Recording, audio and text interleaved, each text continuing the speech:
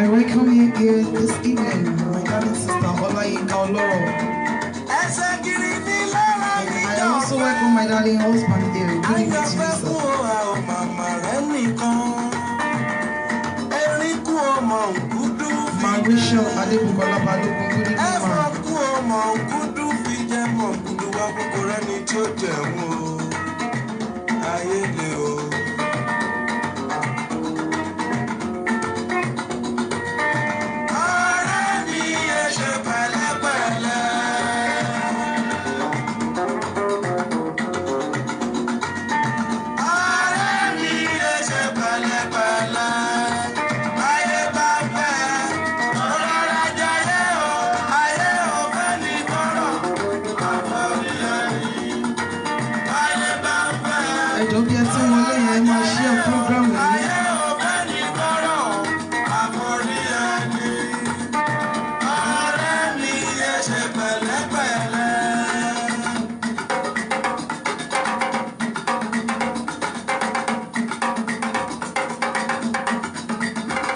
Thank you so very much, ma. I love you too, ma.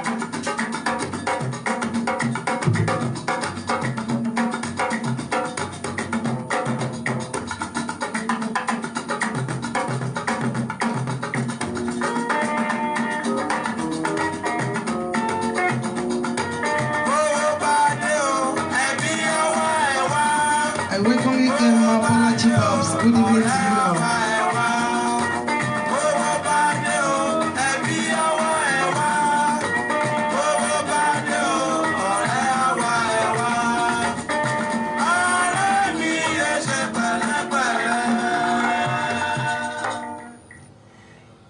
Ẹ jẹ́ kí a gba àdúrà. Bàbá ayérayé a gbé ọ̀gá nítorí pé ìwọ ni Ọlọ́run ò yí padà. Fún ìṣòtítọ́ àti ìṣòdodo rẹ a yìn ọ́ lọ́pọ̀lọpọ̀, Olúwa gba ọpẹ́ wa. Ibi ẹ̀fanu máyé wádé àwa yìn ọ́ bàbá. Ọlọ́run wa ìyìn ògo yẹ ọ́. Ibi ẹ̀fanu máyé wádé àwa yìn ọ́ bàbá. Ọlọ́run wa òkú iṣẹ́ rẹ o bàbá. Arúgbó ibi tí ẹ ti mú wa bọ̀, ibi tí ẹ mú wa dé, ibi ìyanu tí ẹ mú wa lọ, Olúwa gba ọpẹ́ wa. Bàbá ayérayé gba ẹ̀yìn wa. Ọlọ́run Ísírẹ́lì a ti dé síwájú rẹ ní alẹ́ yìí, Olúwa jẹ́ a rí ọ. Nínú program alẹ́ yìí ìwọ ni a fẹ́ rí, Olúwa jẹ́ a rí ọ. Nígbà táwọn ènìyàn rẹ bá fẹ́ rí èmi ọmọ rẹ Yẹmí Adéọlá, Olúwa jẹ́ kí wọ́n rí ọ.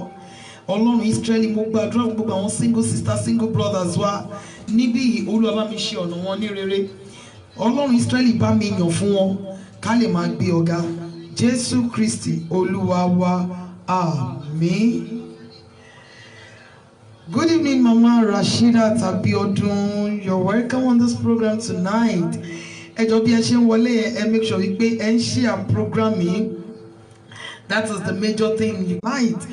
Bí ẹ ṣe ń wọlé yẹn ẹ jọ̀ọ́ ẹ máa share program yìí. And before I go fully into today's program, I have this announcement for us.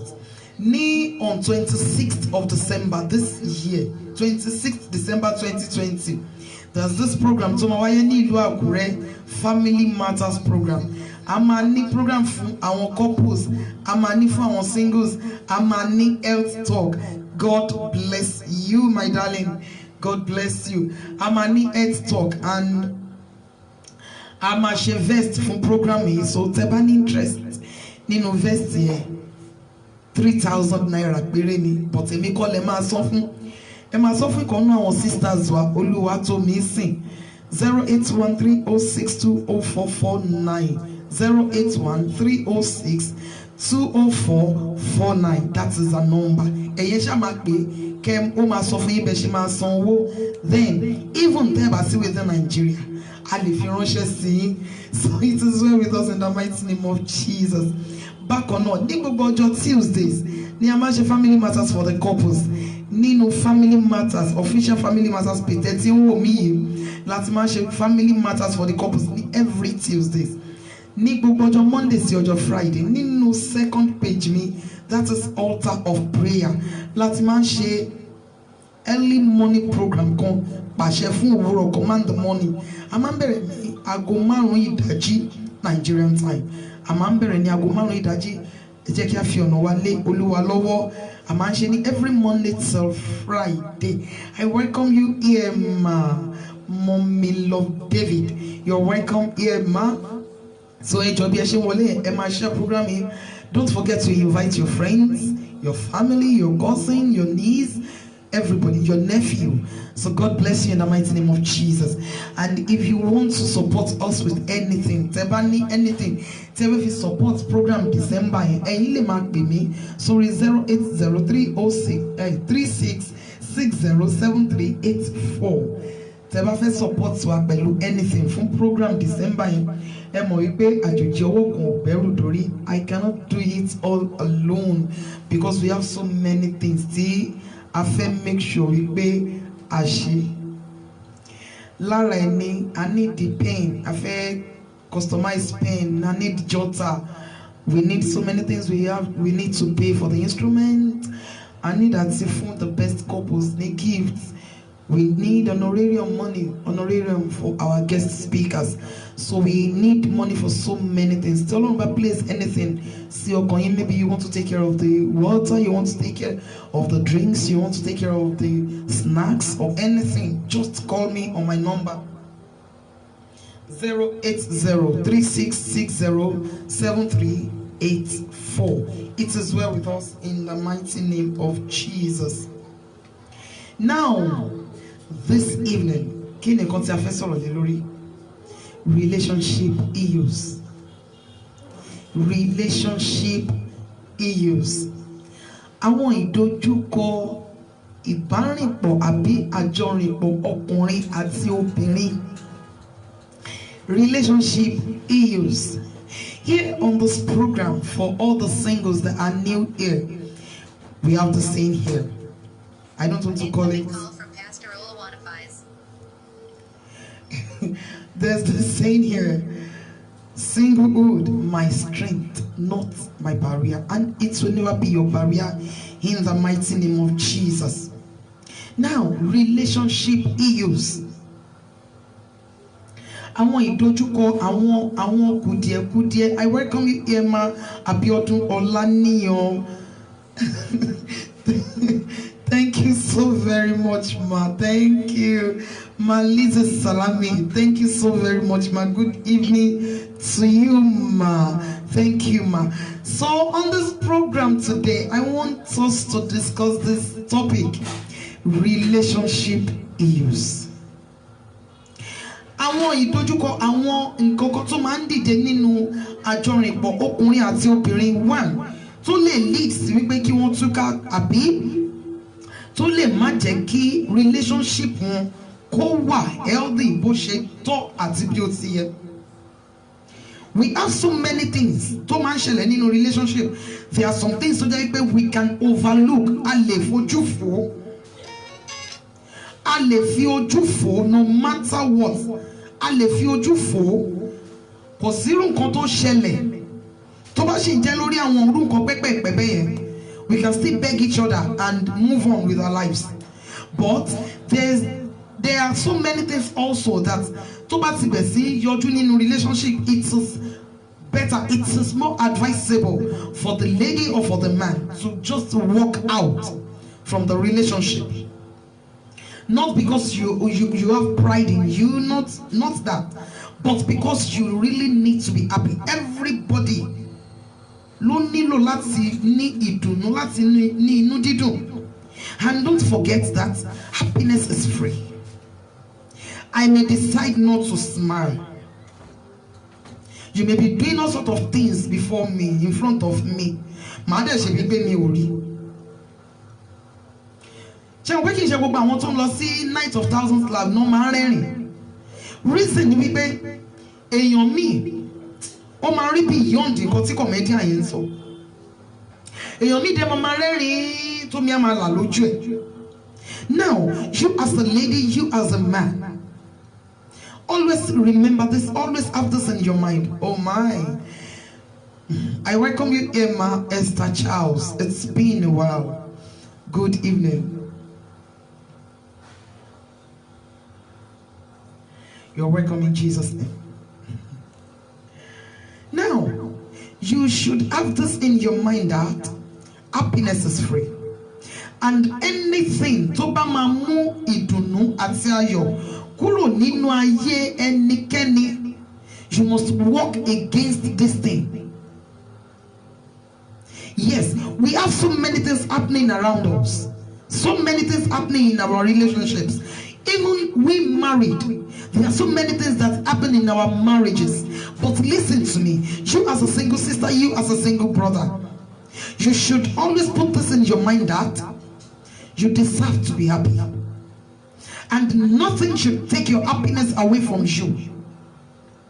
If you are dating a man, to man derive pleasure in making you sad, in seeing tears on your face, my darling sister, it is better you walk away. We have so many relationship issues that I won't be able to discuss all tonight. But listen to me and listen good. Before I go fully into today's lecture, I want you to know this, that happiness is free. I welcome you, Emma Anike Murolayo. You're welcome, Emma. As I have said, I may decide not to smile, not to laugh, even on this program. Mo lè decide pé mo ṣe fẹ́ serious all through me. I don't want these people to see my smile. Mo lè decide. Mo dẹ̀ lè decide pé mo fẹ́ rẹ́rìn all through. Because it is my choice. It is better you make the choice that will make you glow. Listen. There are so many people who put on expensive makeups, but it will never show on their face because they are not happy. Smiling, laughing. You as a woman, you as a man. I welcome you, Emma, Ms. Abimbola. You're welcome, man. Okay. I'll smile, don't worry. So, before we go into today's lecture, I want you to know this, that happiness is free. Never allow anybody, anyone, any situation to take away your smile, your happiness. If there are if some things are rising up in your relationship and you think this is not good enough for you, and you think you want to walk away, please do. But there are some little things that when they happen, just overlook. When your partner apologizes, just let it go. I welcome you, Ma Adeleye Akisoya. Good evening, ma. I welcome you, my darling sister. God's mouth. Àwọn tí Ọlọ́run lò fún ìgbédìde àsìkò yìí, my darling sister Mide Grace, you are lifted in Jesus' name. Welcome on this program. Mommy Miyetunde AK, good evening to you, ma. Now, number one, lack of communication with your partner. Lack of communication with your partner. In your relationship, see, there are so many people that they don't really understand this word, relationship. Won't really understand. Relationship with you, Kima Brelo, báwo ni night yìí, báwo ni day yìí, báwo ni kini kan. No. Relationship is far, far more than that. Ojú bẹ́ẹ̀ lọ. Bí orin tí mo kọ, ojú bẹ́ẹ̀ lọ. See, the relationship to lack communication, there will always be problem. When you, thank you, God bless you, my darling sister. I really, really love you. Thank you so very much. See, all these things don't rise up in a relationship. Tell you immediately for weeks and that's right, and something will just happen and you just call him again. Hello, no. It is because both of you have refused to discuss major things, reasonable things about your relationship. Listen to me. There are so many people around you. They will be smiling, they will be laughing. You will see them as friends, you will see them as family, you will see them as big sister, you will see them as brother, you will see them as something. But listen to me, they really want to see you fail. If your relationship, if you want it to be healthy, then you must communicate well. Or do you just wake up early in the morning and you pick up your phone? Hello, how was your night? Hope you had a great night. No. Relationship junior. The relationship with you go move phone and you text just to tell you I love you. Relationship junior and communication junior. See, relationship about the lack communication, healthy communication, there will always be a problem in that relationship. Because àwọn kòkó máa wà tó jẹ́ wípé ìwọ́n rí nínú partner ẹ̀ tí ò really mú inú ẹ̀ dùn. And remember, you deserve to be happy. Happiness is free. It is your choice. You may choose to be happy and you may choose not to be happy. You may choose to be sad. But listen to me. If you want to glow, if you want to look more beautiful, you really need to build, to smile always, to put on smiling face always, just for you to glow. All your expensive makeup, see, you're going to go beautiful. That is it. Now, maybe partner ẹ ó máa ń bà ẹ́ nínú jẹ́, àbí bóyá ó ní nǹkan tó ń ṣe, and each time tó bá ti tí kinní ẹ bá ti ṣẹlẹ̀ kì í jẹ́ kó ní ayọ̀ ọkàn. Why not call him or her? Ẹ jọ sọ. Listen, kì í ṣe gbogbo communication nígbà míì ló jẹ́ pé you just no, nígbà míì ẹ̀yin méjèèjì máa nílò kẹjọ bá ara yín sọ òótọ́ ọ̀rọ̀ dẹ̀ ni ọmọ ìyá ìsọkúsọ ni, òótọ́ ọ̀rọ̀ dẹ̀ máa ń korò lẹ́nu létí èèyàn mi. When you are true, ẹjọ rẹ́rìn-ín, ẹjọ bẹ̀rẹ̀ yín, but ẹjọ sọ òótọ́ ọ̀rọ̀ fúnra yín, ẹjọ communicate lórí bí ẹ ṣe fẹ́ kí ọjọ́ ọ̀la yín rí, ẹjọ communicate lórí bí ẹ ṣe fẹ́ jẹ́ ènìyàn. Don't just communicate on how are you doing today, how was your day, how are you, I just want to tell you I love you. Your relationship should be more than that. Communicate well in your relationship. Because your relationship lacks communication, and that is the major reason. So there be but because it is working for that person, you think it cannot work for you. You think that person is far much better than you. No, you are better than that person. It is just that you don't discover yourself. Communicate well in your relationship. You cannot just sit down there. The only thing to communicate is TV shows. TV shows. I welcome you here, Ma. Babatunde Opeyemi. Good evening, Ma. The only thing to what the partner so ni pé kẹjọ máa sọ̀rọ̀ cinema, ẹ fẹ́ lọ jẹ shawarma, ẹ fẹ́ lọ jẹ pizza, ẹ fẹ́ lọ cinema, ẹ fẹ́ ṣe gbá, ẹ fẹ́ ṣàwo, àwọn nǹkan tí ò ní ṣe pẹ̀lú destiny ni. I welcome you here, my darling sister Ewa Tomi Ewa Jesu. Good evening. How are you doing today? Happy weekend. Communication yìí jù yẹn lọ. Ọmọ mélòó la fẹ́ bí? Báwo la ṣe fẹ́ tọ́ wọn? Irú iṣẹ́ wo ni mo fẹ́ ṣe? Irú iṣẹ́ wo ló fẹ́ ṣe? Báwo la ṣe fẹ́ kí ilé wa rí? Nǹkan tí ìbádọ́rẹ́ yìí méjèèjì wà fún nìyẹn, not for sex. Láti lè jọ bára yín rìn, láti lè jọ mọ ìwà ara yín, láti lè jọ mọ ibi tí ẹ kù sí.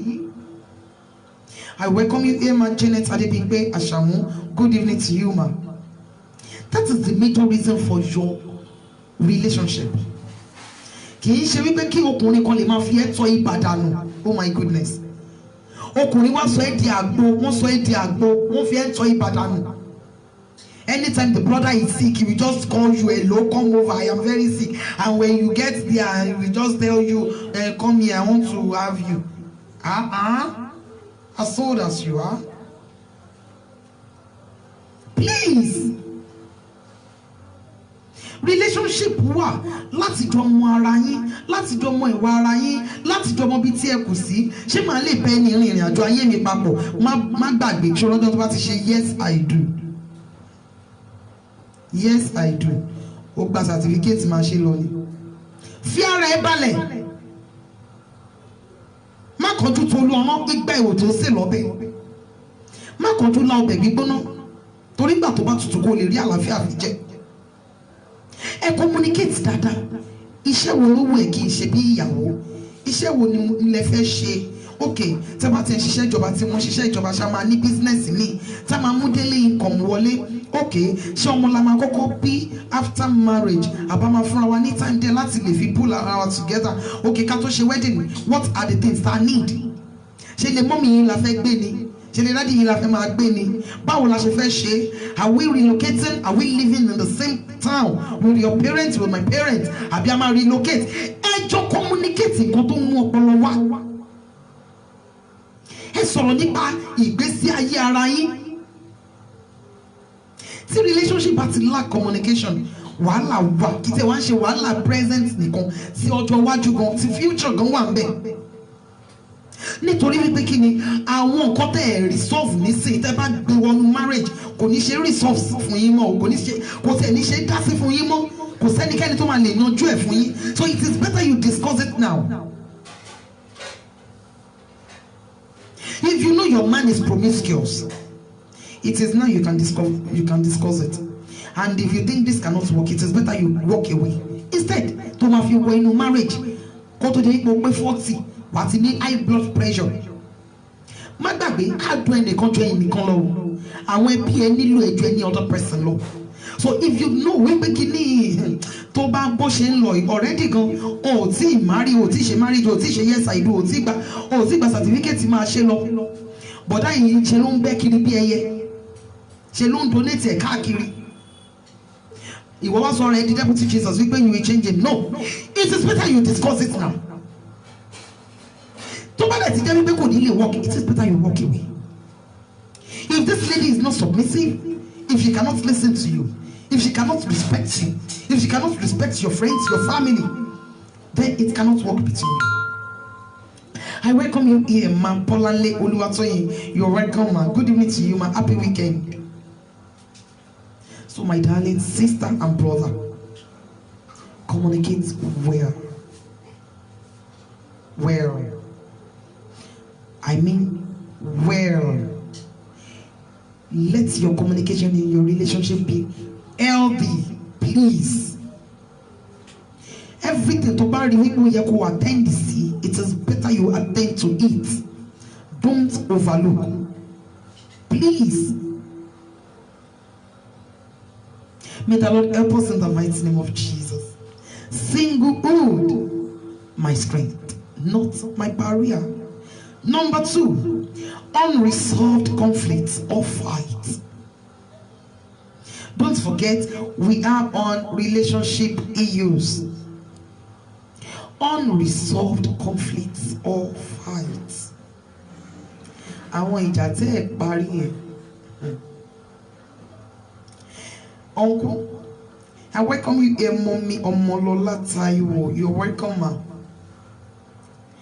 Oka ẹni mi mọ ìyàwó ẹ mọ girlfriend ẹ àbí kí n sọ pé fiancé ẹ. Oka ẹni mi mọ. And lo and behold, ó ní okay, má bínú, iṣẹ́ ìṣù ni.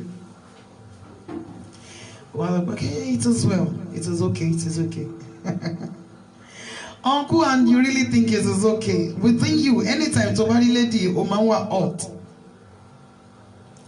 Anytime Thank you so very much. Communication is the key to a successful relationship. Yes. Anytime to bá ti rí lady ló máa ń rántí pé this lady, she's a whore. Ọkàn ẹ ò dáríjì. And you are in this relationship, uncle, and you think it will work. Uncle, and you think it will work. Listen to me and listen so good. If you know this thing cannot work between both of you, it is better you walk away. Oh my goodness. I welcome you here, Sir Abifari Ibugusheyila. Amen. Thank you so very much, sir. You're welcome, sir. Happy weekend to you, sir. Unresolved conflicts and fights. It is part of relationship issues. It is part of the challenges so many relationships are facing today. Wọ́n ní torí pé ọ̀rẹ́ ẹ̀ ti bẹ̀ mí, mọ́mí ẹ̀ ti pè mí, wọ́n ti bẹ̀ mí. Okay, I'll just let it go. And within you, anytime tó bá rántí kíní, inú ẹ̀ ò kì í yọ sí partner ẹ̀. Why not discuss it? Why not tell him or her about it? Kẹ́yìn méjèèjì ṣiṣẹ́ lórí ẹ̀. And if you don't forgive and forget, if you are the type that it is not so easy for you to forgive and forget, if you are the type, I'm so sorry to tell you this, it will be so hard for you to have a healthy relationship, not to talk of marriage. So if you are facing anything, if there is unresolved conflict, fight between both of you, you and your partner, it is better you resolve it before saying yes, I do. Because all those things, yanjú nísìn, kó má bàa jó ni ó yanjú ìgbéyàwó yìí. Yes, òun ni wọ́n ń pè ní àrùn kan. Ó ṣe ń pa ilẹ̀ ẹjọ́ yẹn, tó ń pa ilẹ̀ ẹjọ́ yẹn. A day is coming. Laughter, yes I do. Oríṣiríṣi ìwà lèèyàn mi máa ń gbé yọ. After your yes I do, má jẹ́ kó yà ẹ́ lẹ́nu. Wípé nǹkan tẹ pàtì nísìn tẹ decide pé jẹ́ kí n fojú fò let it be kíní kan, ó máa jẹyọ jáde. So it is better you resolve anything tí bá ṣẹlẹ̀. Maybe ó ti ṣẹlẹ̀ years back, revisit it, ẹ discuss ẹ, ẹ revisit ẹ, ẹ resolve ẹ pátápátá.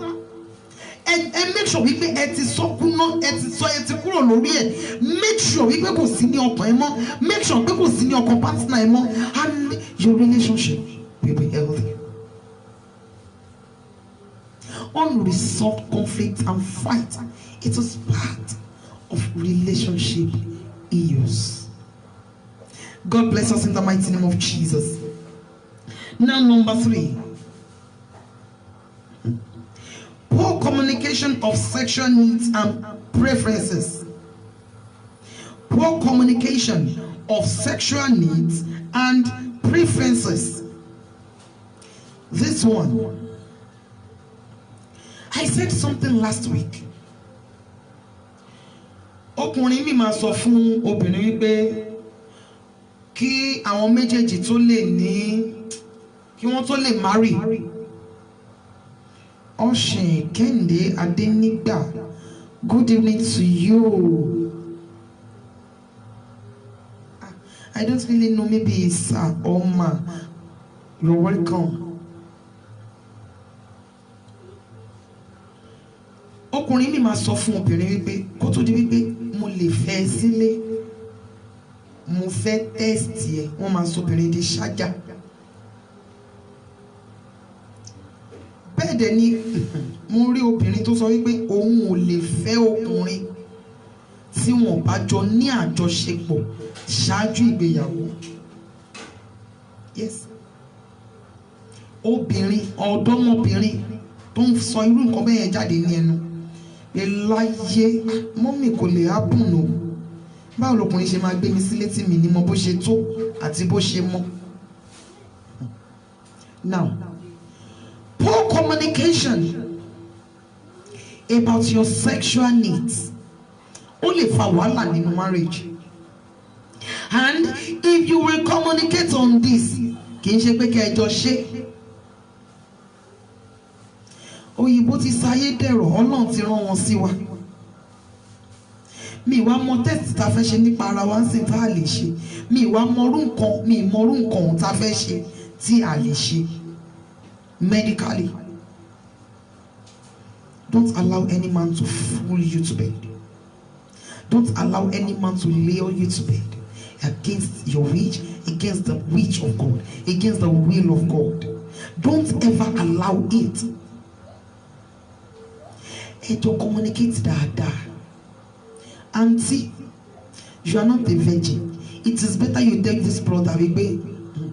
Brother, me on she virgin. But after the first one happened, mo ti bọ́lọ̀ mi sọ wípé kò ní ever ṣẹlẹ̀ mọ́. Ó ń ṣẹlẹ̀ bẹ́ẹ̀ dáadáa. Tó jẹ́ pé wọ́n ti máa nírú experience bẹ́ẹ̀ rí, wọ́n dẹ̀ zero mind wọn pé kó tó tún padà ṣẹlẹ̀ ó di ọjọ́ ìgbéyàwó wọn. Ó ń ṣẹlẹ̀ bẹ́ẹ̀ kì í ṣe pé kó wá dé wípé ilé ọba ti bàjẹ́ àǹtí ó ti lose count. Ó wá sọ fẹ́ ni ẹlẹ́ni pé you are still a virgin. Ó dọjọ́ wedding ọjọ́ náà á gbẹ̀yìn jáde o. Ọjọ́ náà máa lé ẹ jáde o. Uncle, before saying yes I do, before proposing to this lady, before leading her to the altar, make sure you are healthy. Tí ọkùnrin bá wà healthy, ó nílò láti máa test ara ẹ káàkiri. In fact, doing that to yourself, ó ń ba ayé ara ẹ jẹ́ ni.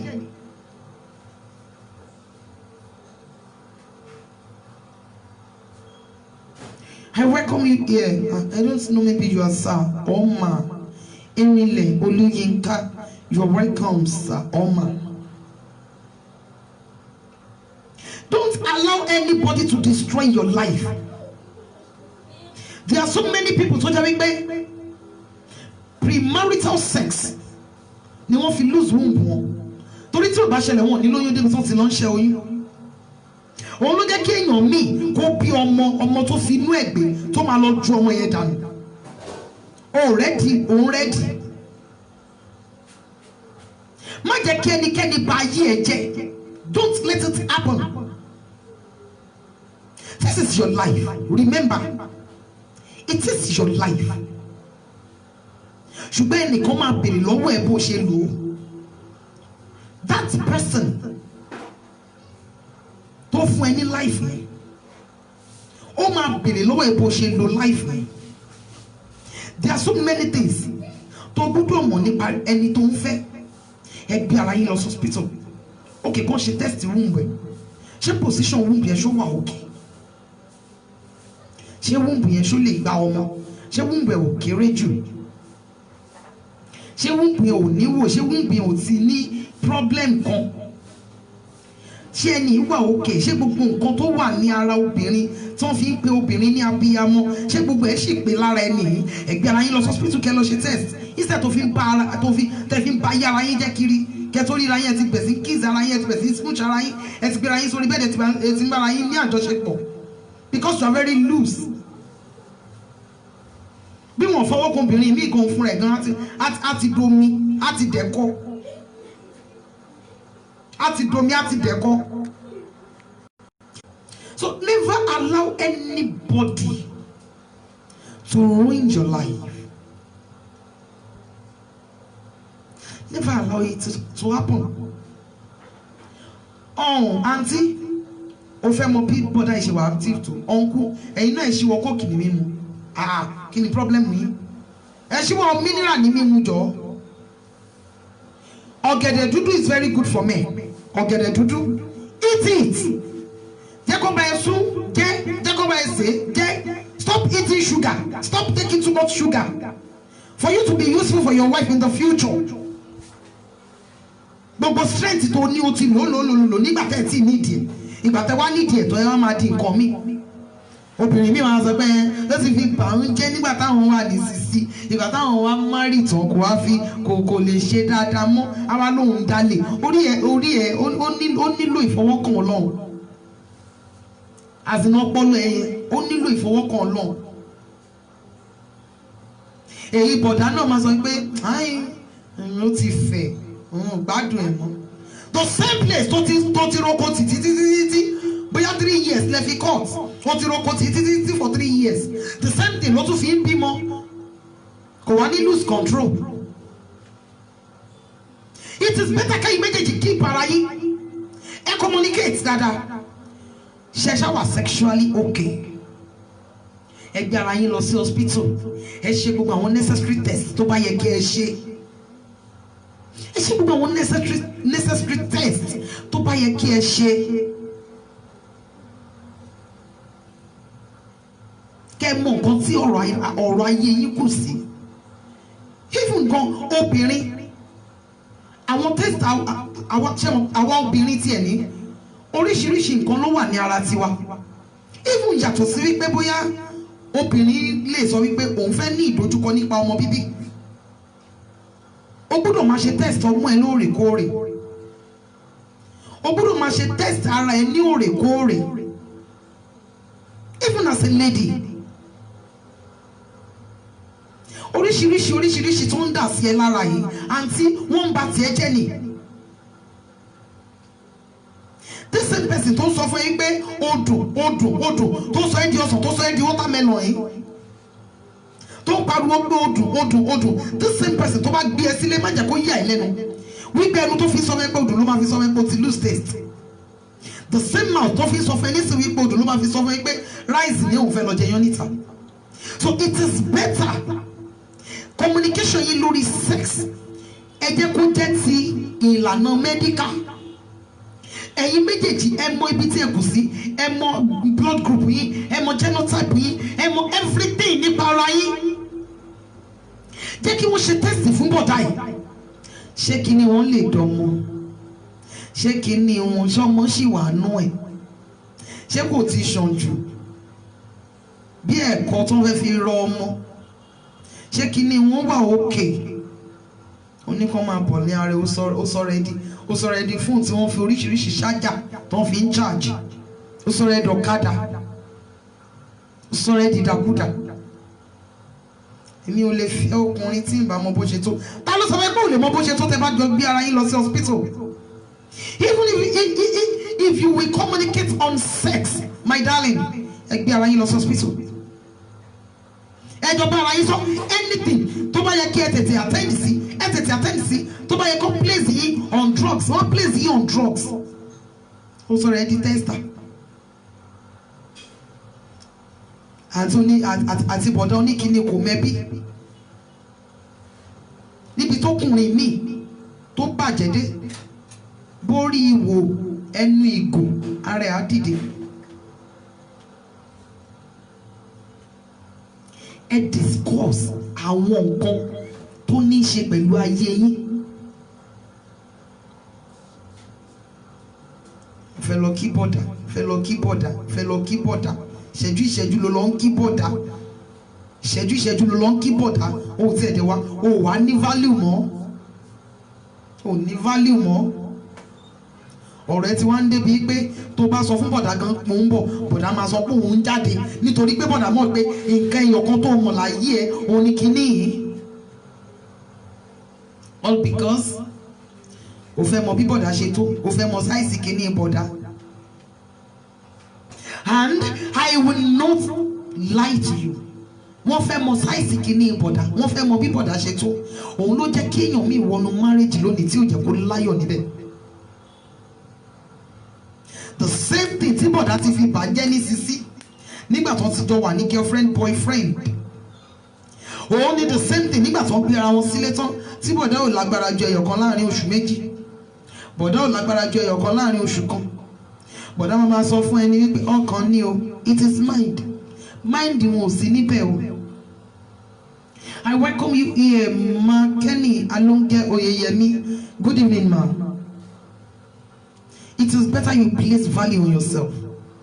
ẹ jọ̀ọ́ bí ẹ ṣe ń wọlé yìí mo fi orúkọ Ọlọ́run bẹ̀ yín ẹ jọ̀ọ́ ẹ máa bá wa share program yìí ẹ jọ̀ọ́. That is the only thing you can do to support my vision. This is part of my vision, to preach the word of God, to talk to our people. So that is one thing tẹ́ lè ṣe láti fi ran ìran mi lọ́wọ́.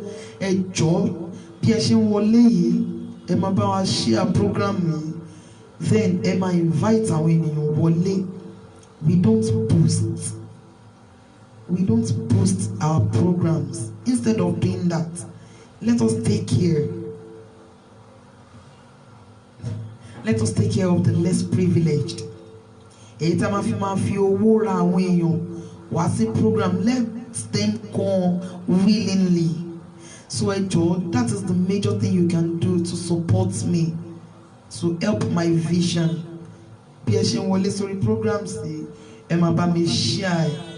Thank you, God bless you. So my sister, mi ti kúrò lórí ọ̀rọ̀ ẹ. O get, má sọ ara ẹ dìdàkudà. Má sọ ara ẹ dìdàkudà.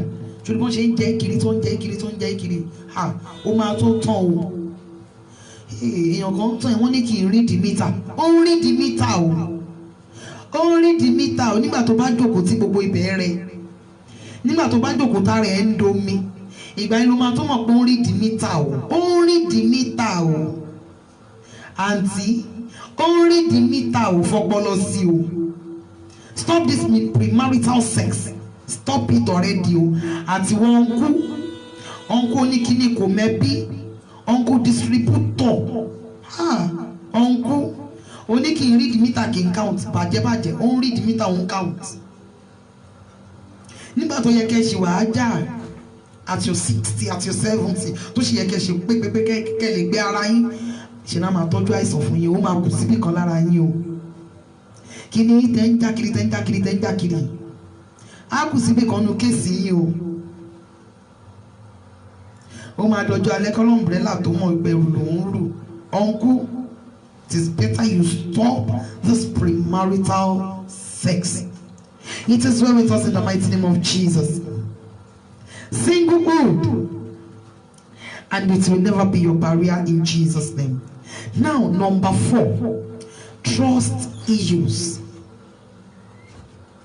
Trust issues. Hey, I welcome you here, Ma Folashade Komolafe. Good evening to you, ma.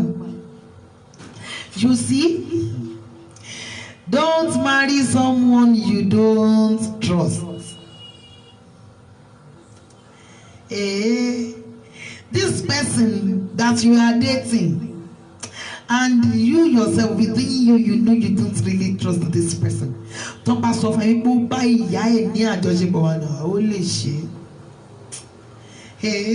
this person you don't trust with anything. If you don't trust him or let him or her go. Yes, so it will condemn. The day we condemn, the day we destroy. Thank you, my darling. So please, don't go into marriage with someone you don't really trust.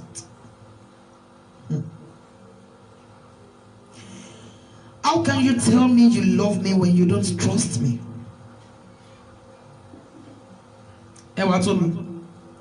How can you love me when you don't trust me? Is it possible?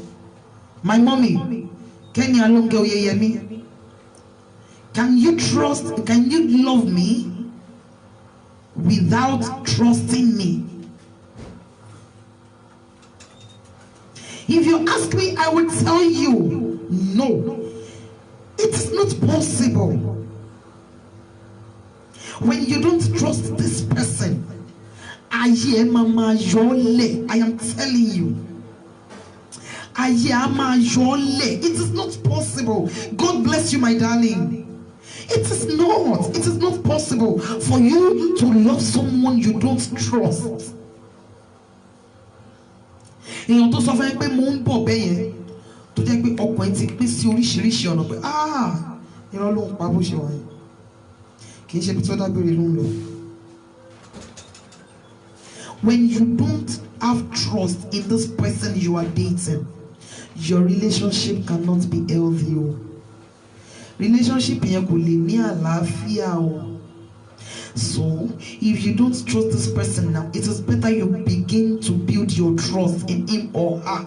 It is better you trust him or her. And if you think, ó ti ṣe ju bí o ṣe lérò lọ, ìwà àti ṣe uncle àbí ìwà àti ṣe auntie kò lè jẹ́ kó ever trust yẹ. It is better you walk away instead of saying yes I do. Listen to me. Marriage is far, far, far beyond wedding. No, your wedding, if you invite Yemi Adelami, I will come. Mafi to go yesi. You may give me food kima jẹun. O lè fún mi ní kan mímu kí má mú. But ma make sure wípé lára àwọn èèyàn tó wá síbẹ̀ èmi náà kún wọn. Màá fi ìjòkó yẹsí. Ohun tí Ọlọ́run bá fi sí mi ní ipá máa fún ẹ. But listen to me. Owó tí mo fún ẹ kì máa ṣòro ló fẹ́ fi kọ́lé. Owó tí mo fún ẹ kì máa ṣòro ló fẹ́ fi ra ibùjókòó ẹ ní ilé ọkọ. Owó tí mo fẹ́ fi fún ẹ kì máa ṣòro ló fẹ́ fi jẹ́ ọkọ ìyàwó ẹ till the end of your life. So it is better now you begin to plan your life in a way to have favor ẹ. If you don't trust this person, let him or her go. And if you think you can still build up your trust in him or her, it is better you do. But if you know that it is not happening between us, it is not working between both of you, it is better you walk away. Trust issue it is part of relationship issues. I am telling you. Nígbà tó ń fẹ́yàn tó sọ pé mi fẹ́ kó lọ jọ bóyá torí pé ó ń gbowó lọ́wọ́ ẹ̀, bóyá torí pé ó ní kọ̀ọ̀kan tẹ́ni ẹ máa ń ṣe fún ẹ tí wọ́n á jẹ́ kó smile you get smile kí ní ẹ dùn, and you think for you to trust this person kò easy. Wá wò pé you want to go into marriage with this person and you think it will work.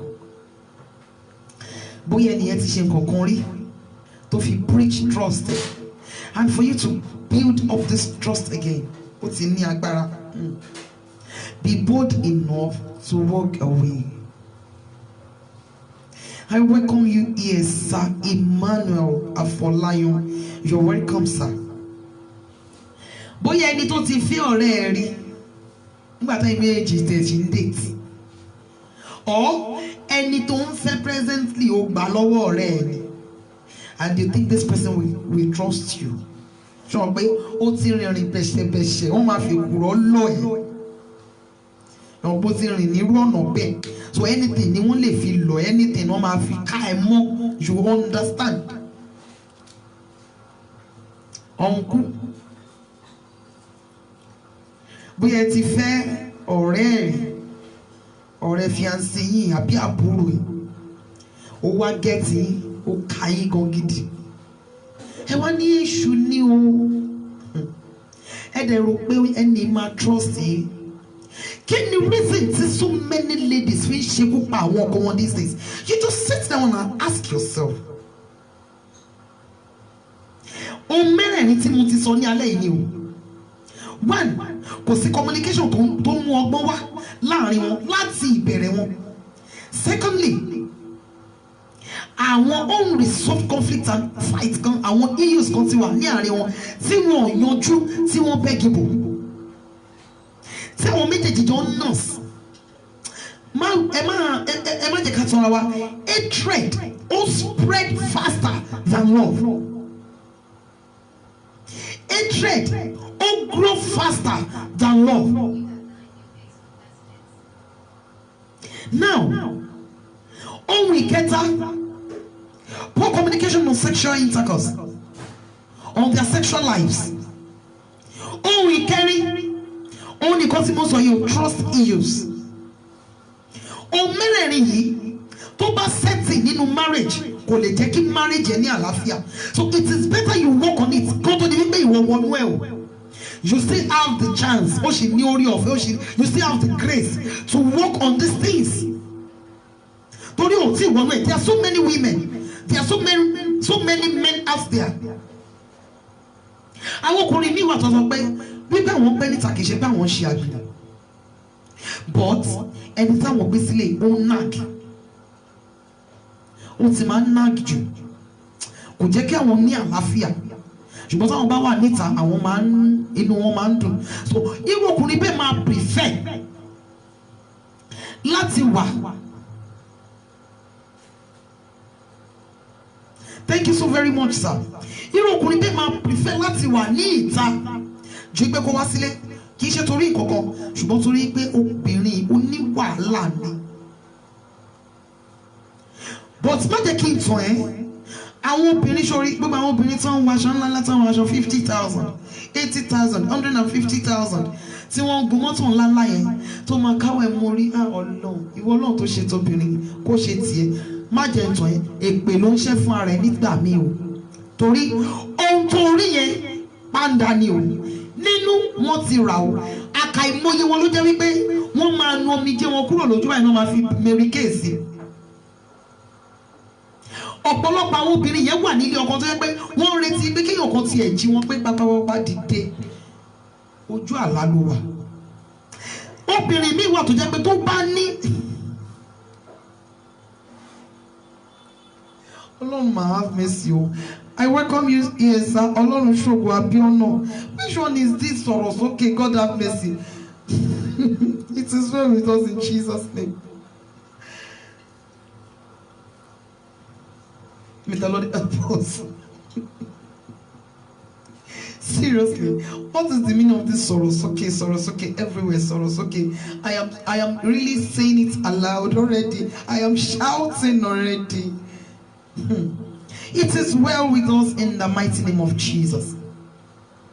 There are so many women won't be making one new luggage. Now ask yourself. I welcome you here, Ma Adefunke Ojoye. Amen. Sorosoke, I don't really understand this Sorosoke of a thing. I've been saying it a while now. Sorosoke. It is well. There are so many women. Tó jẹ́ wípé wọ́n gbé nínú ilé ọkọ tí wọ́n wà, ilé ìnira ni fún wọn. Reason wípé ọkọ wọn kò ráyè aláǹbáyàwó sọ̀rọ̀, anything tí bá ṣe é owó ló mọ̀. Ó believe pé owó lè ra anything. It is well o. So it is a slang. It is well. I welcome you, sir. Olayemi Eni. You're welcome, sir. I don't know, maybe you're sir or ma. Feyi Shayo Hajala. You're welcome. Reason wípé all these women. Oh, okay. Thank you so very much, sir. All these women, yes, truly they are married. They are Mrs. Lagbaja. They carry someone's name on their head. Mommy me Kudirat Onikoyi, you're welcome, ma'am.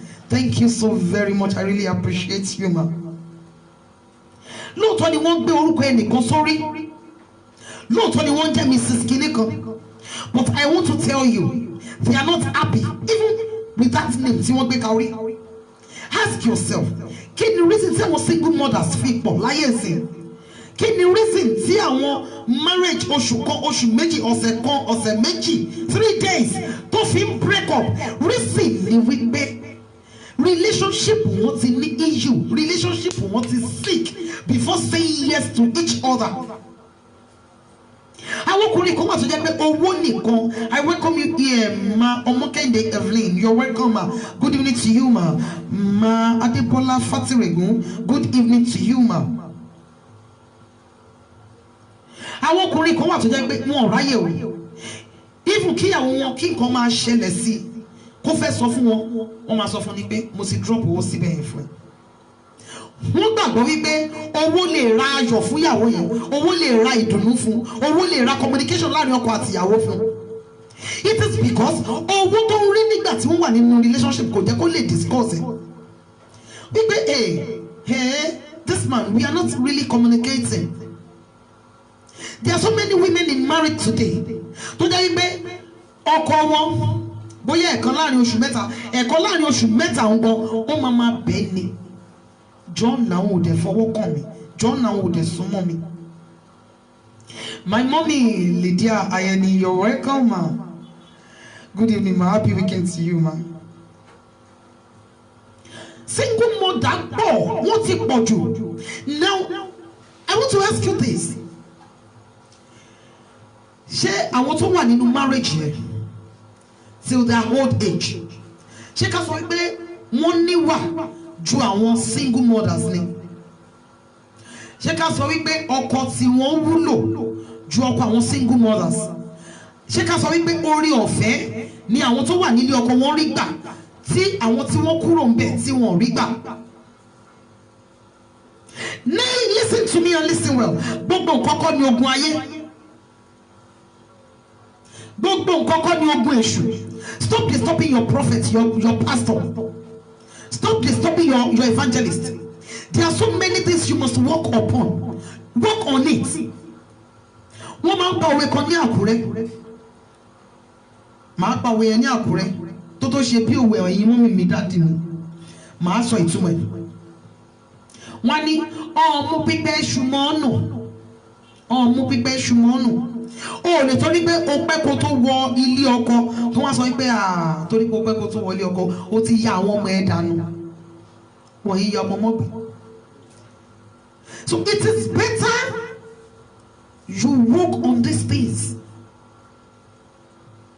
before saying yes I do. Uncle, before proposing to this lady, are you sure your relationship is healthy? Healthy enough to lead both of you to marriage? Are you sure? Do you really trust this person? Do you love him or her? Do you communicate well? Ṣé gbogbo nǹkan tó wà ní ara ẹ̀ bí ọkùnrin tàbí bí obìnrin ṣé gbogbo ẹ̀ ló ń ṣiṣẹ́ déédéé? Or the only thing they understand the sexual intercourse get the kids ara yín kẹ́ ṣe fàájì kẹgbẹ́ ara yín lọ sí mall kẹgbẹ́ ara yín jáde kẹ́ lọ máa jẹun. Ṣé relationship yìí ṣe kò wà based on oúnjẹ nìkan àti àwọn material things? Ṣé relationship yìí gan ṣó mọ Ọlọ́run? These are the things tẹ́ gbọ́dọ̀ fi ọkàn sí. Àkàìmọye àwọn single mothers ni wọ́n níwà. Àkàìmọye àwọn single mothers ni wọ́n wà submissive. So wípé àwọn kan wà nílé ọkọ àwọn kan ò sí nílé ọkọ kì í ṣe gbogbo wọn. Náà ni ò ní wà kì í ṣe gbogbo wọn ní òwò kó gbé ilé ọkọ ṣùgbọ́n nǹkan kan ṣẹlẹ̀ mọ́ra wọn lòun fi jáde. And we have some tó jẹ́ wípé ìwà wọn ló lé wọn jáde. Àwọn obìnrin kan wà tó jẹ́ pé àwọn fúnra wọn ń sọ láyé ìsìn ni mo ti ń gbọ́ tí obìnrin máa sọ wípé òun ò lè gbé ní ọ̀ndà ọkùnrin o òun á bímọ òun á dẹ̀ rọra jáde wá lọ máa tọ́jú ọmọ o. Yes, ma. Thank you so very much, ma Adefunke. Many don't inquire from God before going into relationship. Yes, mo máa ń sọ dáadáa lórí program, most especially tó ní ṣe pẹ̀lú àwọn singles. Tó bá lọ gba àdúrà nípa relationship ẹ̀, tó máa ti sọ fún yín kó dáa. Bèrè lọ́wọ́ wọn, ṣó dáa fún mi kí n fẹ́? Má gbàgbé, gbogbo aṣọ tó dára ní ọjà kọ́ ní sáìzì. Gbogbo bàtà tó fáìn ní ọjà kọ́ ní sáìzì. Kì í ṣe gbogbo àwọn aṣọ tó rí tó jẹ́ tèèsì ẹ̀ náà ni wọ́n jẹ́ sáìzì ẹ̀. Kì í ṣe gbogbo bàtà tó rí tó jẹ́ tèèsì ẹ̀ ló jẹ́ sáìzì ẹ̀. Tó bá lọ gbàdúrà nípa relationship béèrè ṣé ó dára fún mi láti fẹ́? Béèrè ìrìn àjò àárọ̀ ọ̀sán àti alẹ́ ẹ̀yin méjèèjì báwo ni ó ti rí? Don't just put yourself into destruction. Má put ara ẹ̀ sínú destruction, ìparun. Don't start the war you cannot conquer, you cannot overcome. Don't start this race tó ní lè sàtán. So it is better you work, blend things. Jẹ́ kó blend papọ̀. I hope you understand. Oh yeah. Jẹ́ kó blend o. Let it blend o. Date ẹni tó trust. Ẹ̀yin méjèèjì ẹ gbé ara yín lọ fún medical check up. Ẹ̀yin méjèèjì ẹ communicate dáadáa.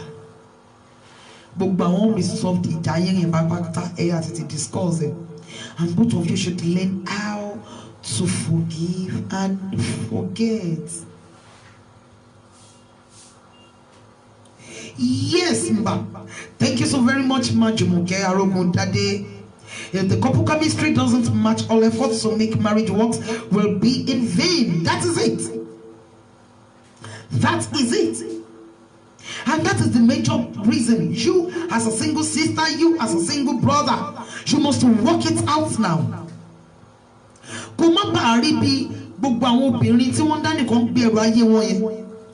Kò má bàa rí bí àwọn ọkùnrin tó ti di oníyàwó púpọ̀. Please work on it now. You can do it. Please. Please. Although Tuesday need our couples, but any single sisters, any single brothers, I am begging you in the name of Christ. Má jẹ́ kẹ́nikẹ́ni sọ ipò tó wà yìí, má jẹ́ kó sọ di ẹ̀gún àbí ìṣòro kan fún ẹ. Má jẹ́ kó sọ di barrier fún ẹ. Being single is never a curse. Our parents, àwọn òbí tó ń bí ẹ, they were once single. Àwọn náà ti ṣe sisiri, àwọn náà ti ṣe brother rí. Má jẹ́ kí anybody push ẹ, please. That is it. But when God say yes to this person is good. This person is very, very good. Má gbàgbé láti béèrè, is this person good for me? I welcome you here, Maganiat Obale. Mommy, good evening. Má gbàgbé láti béèrè, ẹni yìí dára ní tòótọ́, ṣé ó dára fún èmi láti fẹ́? Má gbàgbé láti béèrè o. And if you want to do the prayer by yourself, you just talk to God. Olúwa, bá mi sọ̀rọ̀ bí bàbá sí ọmọ, má fi òwe bá mi sọ̀rọ̀. Torí Ọlọ́run ti fi òwe bá ọ̀pọ̀lọpọ̀ sọ̀rọ̀ tí wọn ò rí tú. So but and I will not lie to you. More prefer you as a young lady, you as a young man. More prefer kó gbàdúrà relationship ẹ fúnra ẹ kí Ọlọ́run fi ìrìn àjò ẹ kó fi hàn ẹ́ níbẹ̀. Kí Ọlọ́run bá ẹ sọ̀rọ̀ ní clear language. Kó bá ẹ sọ̀rọ̀ lọ́nà tó máa fi yí ẹ tó máa fi understand. Tó bá ti ṣe ìyẹn fún ẹ, you are good to go. Now listen to me. Tọ́lọ́run bá sọ fẹ́ kó dára, go ahead. Ó dára fún ẹ láti fẹ́. Ìyẹn sọ pé ẹni ní ìdojúkọ, ṣùgbọ́n kò ní sí eléyìí tí ipá yìí méjèèjì ò ní lè ká. Kì í ṣe eléyìí tó máa lead sí ìtúká. Okay? What if genotype contradicts and God says, no way that God that I serve, kì í ṣe confusionist. God will never say yes to this genotype to contradict. Ọlọ́run tí èmi mọ̀ dáadáa tí mo ń ké pè tó ń dá mi lóhùn, he will never say yes. Àwọn méjèèjì kan lè má tí ì mọ ẹ̀jẹ̀ wọn, ṣùgbọ́n tó bá gbàdúrà sí, Ọlọ́run máa sọ fún wípé kò sí ọ̀nà níbẹ̀. Ó wá lè jẹ́ létà ni wọ́n ṣe máa mọ̀ wípé ó torí genotype ni. Mi ò sí Ọlọ́run tó jẹ́ confusionist. Mi ò sí Ọlọ́run tó jẹ́ confusionist. Torí Ọlọ́run fúnra ẹ̀ mọ̀ wípé genotype yìí á ní í ṣe pẹ̀lú ọmọ bíbí wọn. Ọlọ́run kì í ti ní sí jẹ́ ẹ̀kún.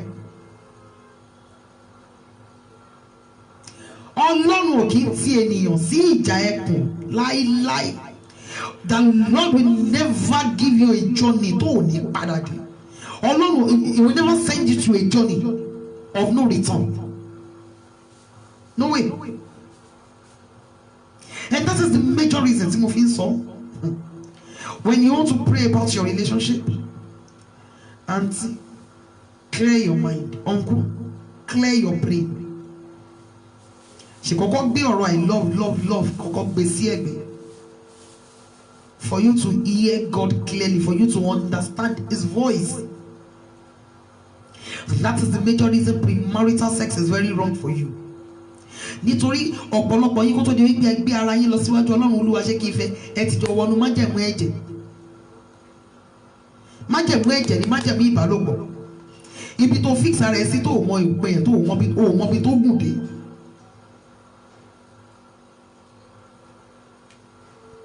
So don't involve in premarital sex. Ask God, and He will surely direct your path, and everything will work out smoothly. God bless us all in the mighty name of Jesus. Don't forget our program. Tó máa wáyé ní ìlú Àkúrẹ́ fún gbogbo ẹ̀yin tẹ́ ń béèrè pé ibo ni Yẹmí wà, ibo ni Yẹmí wà, ibo ni Yẹmí wà. Èmi ọmọ yín tẹ́ ń wò yìí, ìlú Àkúrẹ́ ni mo wà ní Ondo State. Ní December 26 nípa oore ọ̀fẹ́ Ọlọ́run, ní December 26 a máa ní program kan ní ìlú Àkúrẹ́, Family Matters program nípa oore ọ̀fẹ́ Ọlọ́run. Bákan náà kí Ọlọ́run ràn mí lọ́wọ́, vest tí a ṣe mo máa mú sample ẹ̀ wá sórí program maybe Tuesday or next week Saturday. Ọlọ́run kó ràn mí lọ́wọ́. So tẹ́ bá ní interest nínú vest yẹn, it's just 3,000 naira. 3,000 naira ni. Ẹ lè máa pe Olúwatómisìn sórí 081-306-20449. Tẹ́ bá ṣáà ti pè ẹ̀yẹ sọ fún pé single old or kẹ́ni Family Matters, ó ti máa mọ̀ wípé ọ̀rọ̀ nípa vest ni ẹ fẹ́ sọ. So ẹ jọ̀ọ́, tọ́lọ́run bá dẹ̀ fi anything sí yín lọ́kàn láti fi ràn mí lọ́wọ́, láti fi ràn wá lọ́wọ́ lórí program yẹn, mo máa appreciate it. And a fẹ́ ṣe jotter, a fẹ́ ṣe pen, a máa gba instrument, a nílò honorarium fún àwọn guest speakers wa. Lọ́jọ́ èmi náà máa sọ̀rọ̀. Amen. Thank you so very much, ma. Thank you so very much, sir. Thank you. Amen. Thank you. I am so grateful for your prayers. So tọ́lọ́run bá fi anything sí yín lọ́kàn, I need their own drinks, I need their own snacks, I need so many things. So tọ́lọ́run bá please anything sí yín lọ́kàn yẹn pé October ti tán lọ already. Tábà ti wọ November, December là ń wò nìyẹn. So ẹ jọ̀ọ́ torí Ọlọ́run, I really need time yẹn mọ́. Tẹ́ bá fẹ́ vest ẹ tètè pé tó sìn, wọ́n lè book yín down fún size tí ẹ fẹ́. Tó bá dẹ̀ ní bí a ṣe fẹ́, thank you, God bless you. Tó bá dẹ̀ jẹ́ wípé ẹ sí ní Nàìjíríà, tẹ́ fẹ́ ká fi ránṣẹ́ sí, amen, thank you so very much, ma.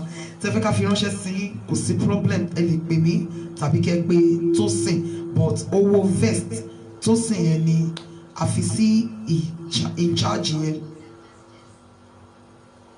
Yes, God is always faithful when He says yes, you are good to go. Yes, ma. Thank you so very much, ma.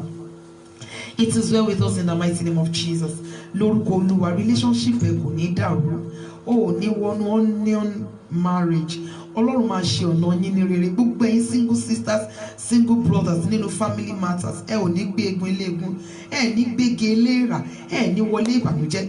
Ọkọ tí kì í jẹ́ kí ìran rere ìyàwó ṣẹ, àti aya tí kì í jẹ́ kí ìran rere ọkọ ó ṣẹ, wọn ní yáwájú yín. Ọlọ́run mi tí mo ń sìn yóò bá mi dúró sí yín. It's well with you in the mighty name of Jesus. Amen.